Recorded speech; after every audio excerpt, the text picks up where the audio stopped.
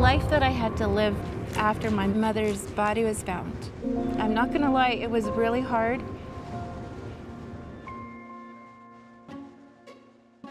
The inquiry into missing and murdered Indigenous women and girls has now issued its final report.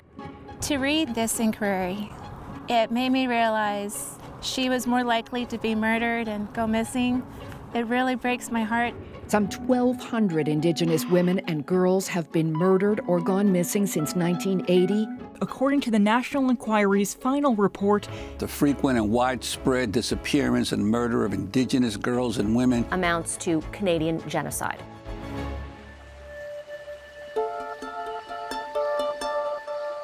Response to Rae Bennett. Thank you for speaking with our class. I myself am Indigenous. I'm also dealing with the loss of a loved one, so hopefully your ways of healing can inspire me to find my own path to recovery. To hear that kind of response from young people, it really moved my heart. I never realized the impact I made on these young souls. They were so elated that I could come in and talk about my authentic story rather than talking about the statistics. They said it gave them a sense of what a lot of us are going through, and it had such a profound impact on them.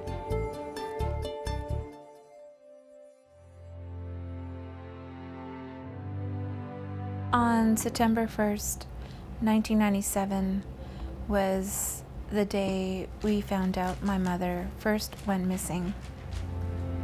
And her body wasn't found until August 4th, 1999, just the day before my birthday. It feels like a piece of my heart died when I found out she was taken. I basically just shut down for a good while. The pain that I've endured as an Indigenous woman has impacted the community in such a way that I feel my pain is your pain. I understand that I'm not alone. And when I started to educate myself more, it made me realize how my mom went to residential school and how she never got any healing. And then I realized that thousands upon thousands never got counseling or healing of any kind. And it came to this point in my life, I have nothing but unconditional love for her and understanding. I have a huge understanding of my mother now. So when I go into schools, I bring my mama with me. I bring her picture. And sometimes the stories will be a little bit different, but the main message is always there.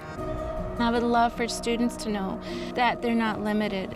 Inspire them to create their own movement, find their own medicine. They loved that part of my story.